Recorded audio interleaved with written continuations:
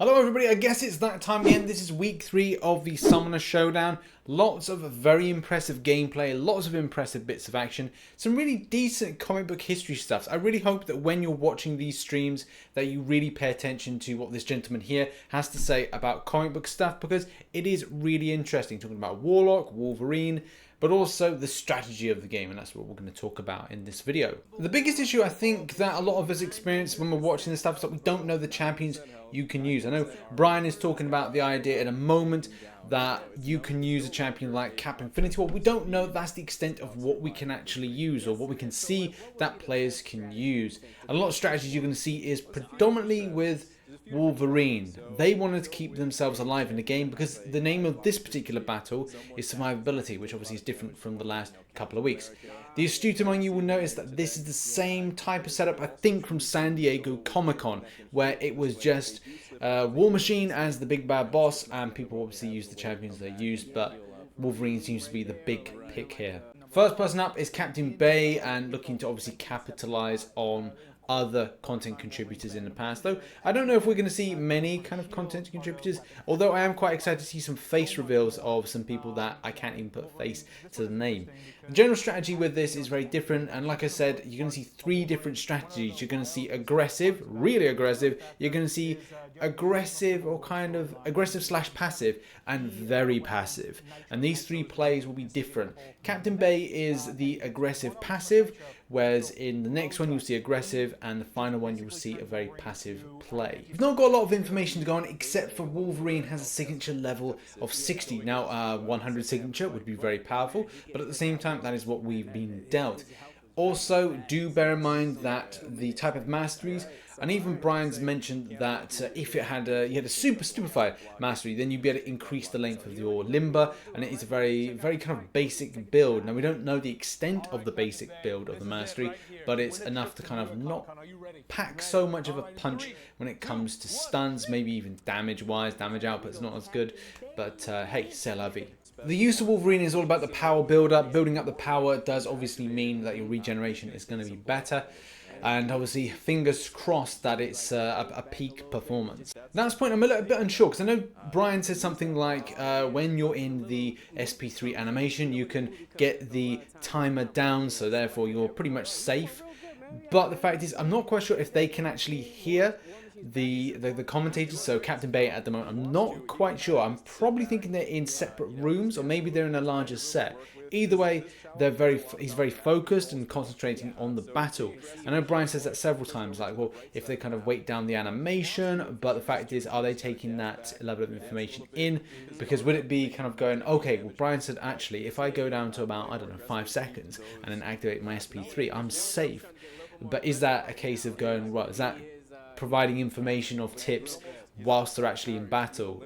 But in any case, it is a very smooth performance. We're waiting down the clock for that 3 minutes. We're on just about the 1 minute mark, and as soon as we get down to 0, that is going to be the point that, hey, he has indeed survived. But this is the very kind of passive, aggressive type style, and that there's good evades here, fantastic use of, obviously you can see we've got dexterity in the mastery builds. Unfortunately, a little bit slip up there, but it is a very good performance, and especially to kind of right off the bat come up with a decent performance enough to get him into a strong contender for getting the New York Comic-Con placement. It is still pretty impressive, and you know, I don't think like anybody should feel disappointed. I have seen, like, obviously again a few people like dropping a bit of shade at times in the live chat, but I think at the end of the day, like, there's pressure on. There's pressure to perform, and there are, you know, a substantial amount of people watching, especially on kind of catch-up stuff.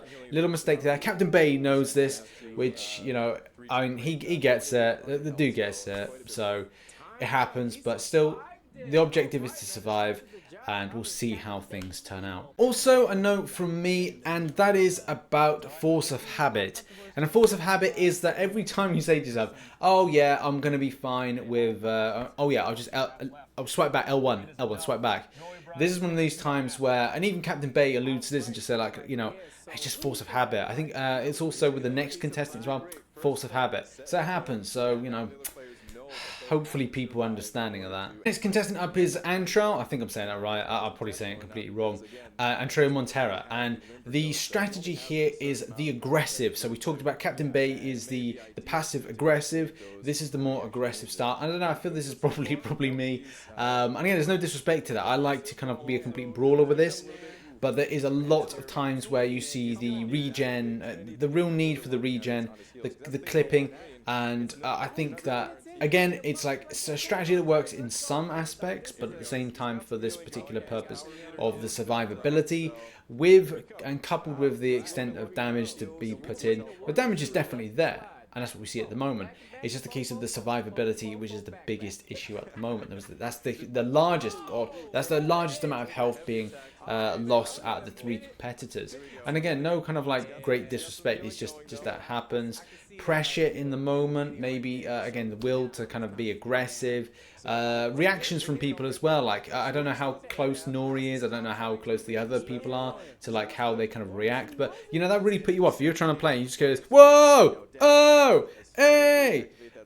Yeah, I mean, I would be I'd get I'd throw it down. I'd be like, you just kind of feel like if you're in your zone and you get distracted, it can really throw you off, man. It literally is down to the wire.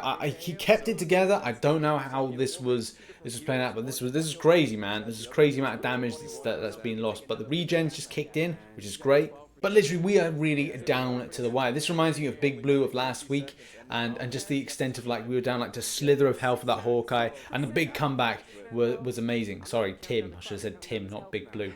But yeah, it's just looking at this now. There's slim amounts of seconds left on the timer, and anything can happen. He gets really fortunate with the regeneration there, and at the same time, and it's a KO, and he comes back from the dead. That's really weird. But that's cool. I mean, that's just how it happens. I'm sure that it's just a play style, so yeah. And as even Brian says there, you only get one chance, so the pressure is indeed on to perform in that situation. Final competitor is DT Melodic Metal, and funnily enough, I'm actually featuring some of his memes in Marvel Contest Champions News Weekend. So those that are the astute among you that watch the meme review every Sunday, which you should watch, by the way, he does post some of the memes, which are really great. Actually, one is going out this weekend. So it was kind of cool to put a face to the name. And we're going to see some great performance now. So let's get into it. Wolverine seems to be the popular choice. Everybody loves the runt. The what? The what? They love the what? Sounded like he said something else, but he meant the R-U-N-T, not what other people may think he might have said. And now we're on to the final fight. This is all to play for. And again, this goes back to the strategy. As I said, there's 3 different ones. There's the passive aggressive, there's the very aggressive, and this strategy here, which is the more of the passive. Just picking and choosing the times, not using or overusing things like limber, obviously parrying and getting that stun up, because it will cause issues with. As even Brian says later on, if you're going to rely on that a lot more, things get a little bit janky, get a little bit kind of apprehensive, and at the same time, the AI has kind of learnt what you're up to, or the extent of times that you're parrying. So waiting for good times to intercept and making sure that they land correctly is the key. But at the same time, encouraging the enemy, building up. He also has to build up his own power in order to rely on that regen and at the same time. So this playstyle does look to be indeed correct for the situation. Now that's the first time I think so far I've seen, and that's the second time with the parry there. But again, it's pushing towards that L2. The L2 is the only thing that's really easier to evade, unless you've got some super darn evading spidey senses. But the fact is, that was good. That was good clean evade for the L2, and the same thing, same process. Building your power, building up the enemy's power to an L2 because it's more easier to avoid, while hoping that the enemy goes past the L1 and throws the L2. There we go, second L2, and that's great. That's exactly the same strategy. Looking to get into blocks each time after the point of, say, going past the first L1, which again is a good strategy because then you're relying a lot on the pushing of the enemy to the L2. So now, straight into a block. As soon as he finishes straight into a block. Okay, unfortunate there. That is indeed a case he throws the L1, but that principle and that kind of strategy that takes you past the L1 as we see now, the L1 bar, bottom right, pushing past again, going into a block stance very straight on, and then luckily gets a limber. Unfortunately throws an L1, but again the process worked well, and then the AI just changed a little bit, which is it's annoying, but again that's how it happens. That's MCOC. But still, good strategy, and it looks like it's a fantastic play then, with a good amount of health still on Wolverine, and obviously DT picks up the win. He's going to New York Comic Con. Many congratulations to DT Melodic Metal. A great performance by everybody as well. Good to see different strategies, not just the same one on repeat. Also, you know, again, like, it could be interesting to say that, oh, right, well, everyone use Wolverine.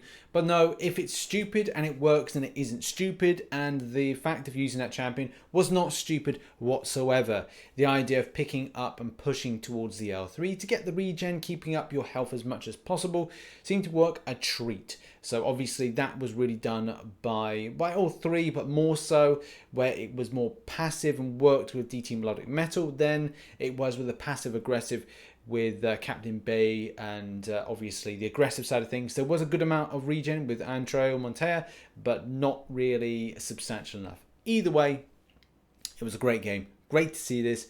And now that I've got the green screen, maybe next week I can do some kind of commentator-like vibe. Dunno. In any case, thank you very much for watching this video. I hope you enjoyed it. If you did, hit the like button, subscribe for Marvel Contest Champions based content. It's a bit of a shame we didn't see the full extent of the roster that could be used, but obviously we saw that we could have used Cap Infinity War. But put your suggestions in the comments, or kind of say in the comments where you kind of feel that you would have changed the strategy, and would you like to have seen Gaban put out the full list of champions that you could have used for the situation, just to give you a real idea of, well, what could you have changed the strategy used and kind of got in the heads of placement that maybe Brian knew or maybe the other three competitors knew. But thanks very much for watching. I'll see you in the next one. Bye bye for now.